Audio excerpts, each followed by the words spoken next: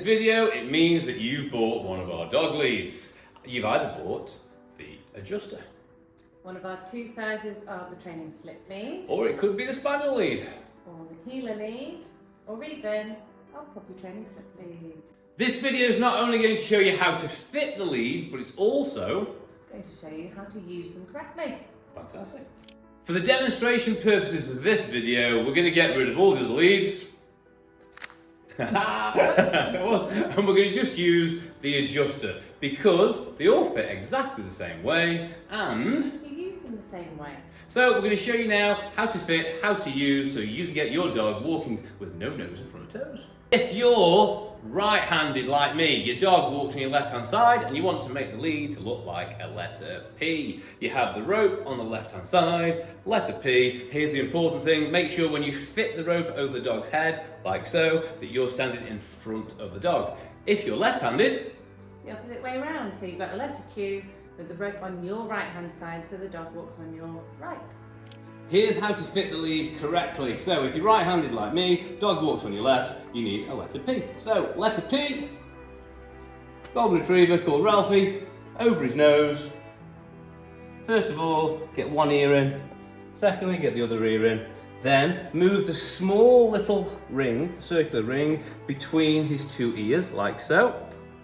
Get your right hand, put it underneath the chin, and what you want to do is you want to lift it very, very high up as if he's got an Adam's apple, so it goes above his Adam's apple, and then pull it tightly like so. Little button then, we push in, we push it right down. But when you can see, there, see his fur, it goes right behind his ears, if you can see like that. Okay, so it's fit like behind the ears.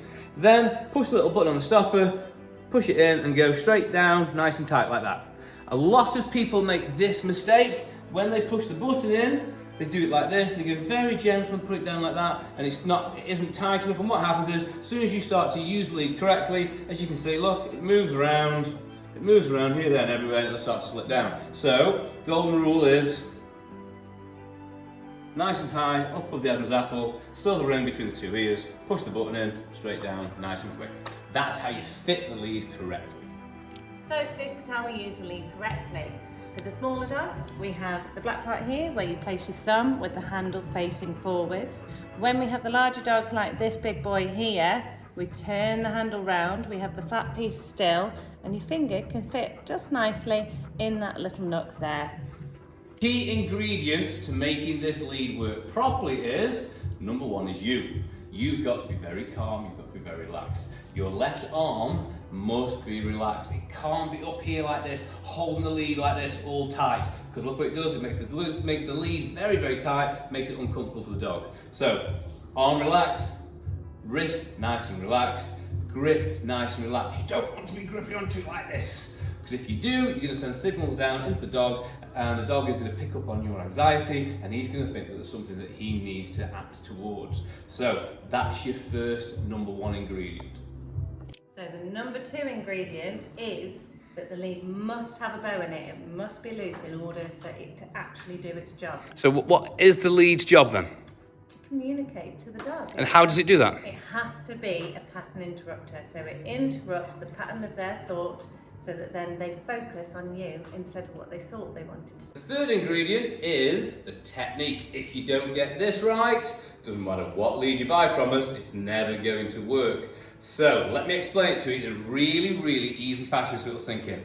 First thing you've got to do is, as Sonny's just said, the lead must be loose. As soon as the dog's nose goes past your toes, and what I mean by that is when they get there, when they literally go in front of your toes. If the dog's here, and if the dog's there in front of you, you're 3 seconds too late. This millisecond that your dog's nose goes past your toes, you've got to do something called a pop. So the lead has to be loose, and you go boop, like that. Can you see what I did? It's just a very, very short little flick of the wrist. You're not doing this and yanking the dog like his head off. It's a flick of the wrist. So what happens is, imagine you're walking down a corridor, and you're minding your own business, walking down a corridor, all of a sudden somebody jumps out behind a corner and goes, boo! You'd go, it'd take your breath away. It would make you jump, but more importantly what it would do is, it would interrupt your thought process. When you interrupt a dog's thought process, that's when you can communicate with them. That's when you say, hey, heel isn't there, heel's here behind my toes. Hence, no nose in front of toes technique. So it's a tiny little flick of the wrist. When you go boop, like that, bring the dog back, and the most important thing is don't allow your dog to go in front of your feet. We hope you guys enjoy your new lead and you really enjoy your no nose in front of toes walkies. Don't forget, it's a really biggie. It's not easy, and if I can do it, anybody can do it. Anyone can do it. So here's probably one of the best bits of advice I can give you. Oh, shaking paws, sorry, Ralph. Okay. One of the best bits of advice is training dogs is a bit like dieting. Now, all diets work, and I mean all diets work, but people don't work on the diets, and that's why they fail. So put the hard work in, you'll get the results, I promise you. Good luck, and enjoy your no nose in front of toes walkies, guys. Good luck.